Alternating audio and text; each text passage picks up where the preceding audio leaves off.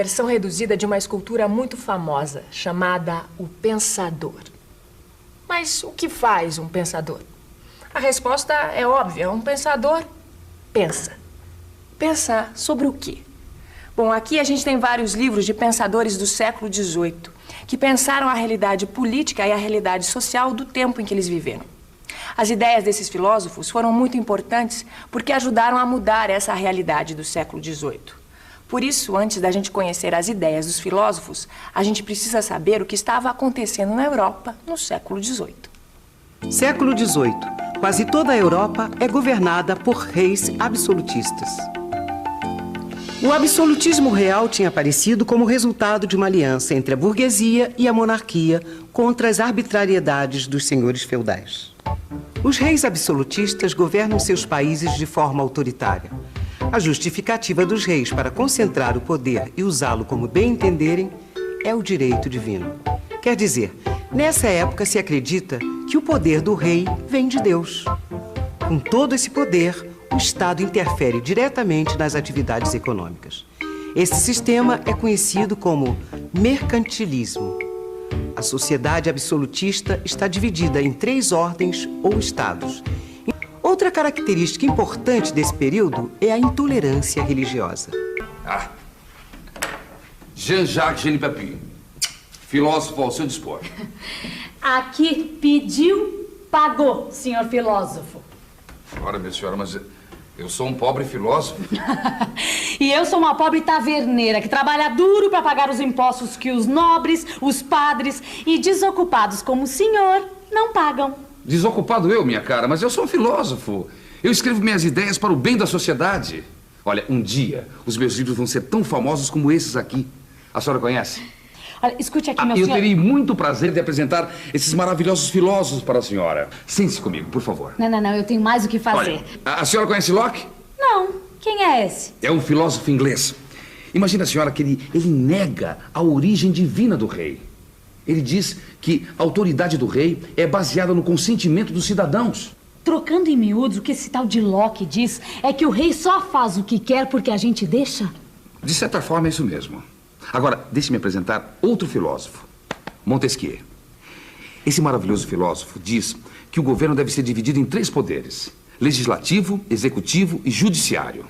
Peraí. Você está querendo me dizer que esse tal de Montesquieu sugere que o rei não faça ele mesmo as leis? Exatamente. Ele diz que as leis devem ser feitas por um poder à parte e reguladas por um outro poder. Olha que interessante. E o que mais o senhor tem aí?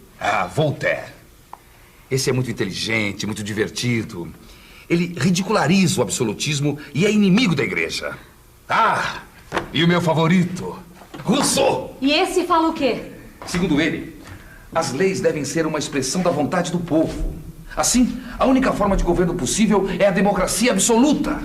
Gostei! Bom, pena que tudo isso só está no papel, não é? Porque na prática eu continuo trabalhando duro para pagar um monte de impostos. E falando nisso, o senhor continua me devendo o dinheiro do vinho. Mas essas coisas vão mudar, minha senhora. Essas novas ideias estão se tornando cada dia mais populares. Até nos cafés, nas tavernas, essas novas ideias são discutidas todos os dias.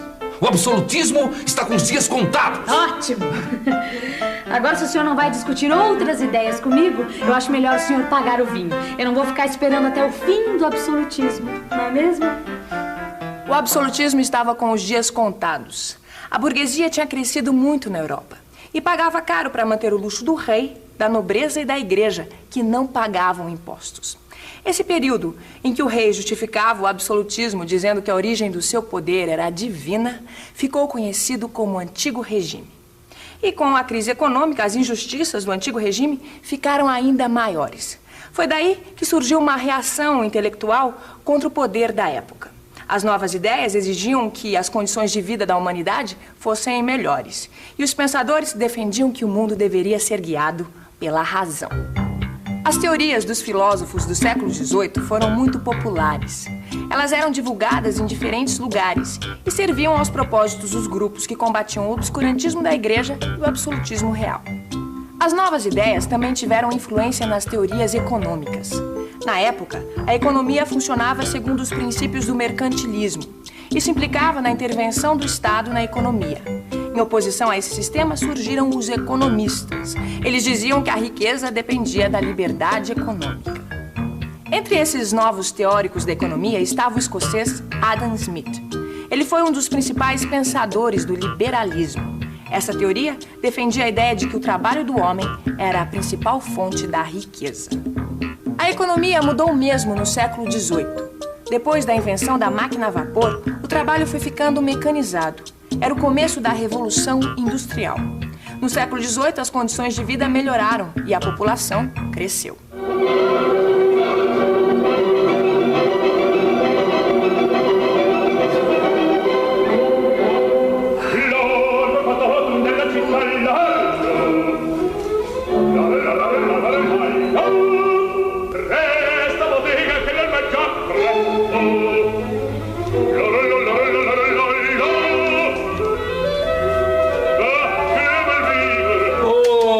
Posso saber o que está acontecendo aqui? Música do século XVIII, meu amigo. Você não sabia que no século XVIII a música teve um desenvolvimento incrível? Não sabia, não. Olha, pois foi nessa época que Johann Sebastian Bach fez inúmeras composições quando vivia na Alemanha. E olha, existia um outro compositor, o Wolfgang Amadeus Mozart, que também foi muito importante nessa época porque fez inúmeras obras quando morava na Áustria. Pois é, aquela foi uma época de grandes avanços nas ciências e nas artes. É por isso que a gente diz hoje que o século XVIII foi o século das luzes. Tanto é que, como você já sabe, as novas ideias provocaram a crise e a queda do antigo regime absolutista. Os reis não queriam abrir mão do poder absoluto, mas ao mesmo tempo tinham medo de que as novas ideias pudessem ir longe demais. Para evitar o pior, vários reis da Europa introduziram reformas liberais. Esses reis foram chamados de déspotas esclarecidos. A palavra déspota significa senhor absoluto. Quer dizer, um déspota esclarecido continuava tendo o poder absoluto. A diferença é que eles tinham consciência de que as novas ideias eram legítimas e que precisavam ser levadas a sério. Os déspotas esclarecidos também foram chamados de reis filósofos, o que não quer dizer que eles pensassem exatamente como os filósofos da época. Veja uma frase de Frederico da Prússia que resume bem a atitude dos reis filósofos. Tudo para o povo, mas sem o povo. Só por essa frase dá pra gente entender bem qual era a filosofia dos déspotas esclarecidos. Reformas, sim. Participação popular no governo, nem pensar. Na política ficou tudo na mesma. Em compensação, na economia as coisas mudaram muito na Europa do século XVIII. Europa, século XVIII. Os déspotas esclarecidos tentam retardar os movimentos revolucionários adotando medidas liberalizantes. Alguns reis conseguem transformar seus reinos em verdadeiras potências. Na Prússia, Frederico II acaba com a servidão, incentiva a agricultura e cria ministérios para o comércio e o exército. Em Portugal, o ministro Marquês de Pombal se torna um dos estadistas mais destacados da época. Ele incentiva o desenvolvimento da agricultura e da extração de minerais na mais importante colônia portuguesa, o Brasil, e promove o desenvolvimento de indústrias em Portugal.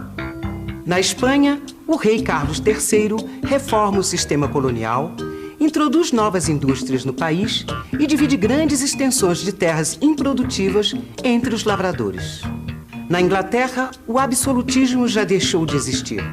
O rei continua em seu trono, mas quem governa é o primeiro-ministro com o apoio do parlamento.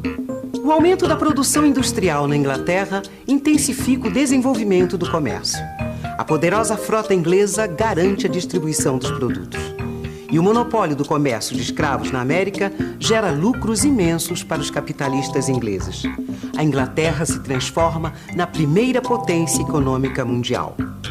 A França ficou de fora desse progresso. A monarquia francesa não quis fazer as reformas que poderiam melhorar a situação do povo. E logo o antigo regime começou a desmoronar naquele país.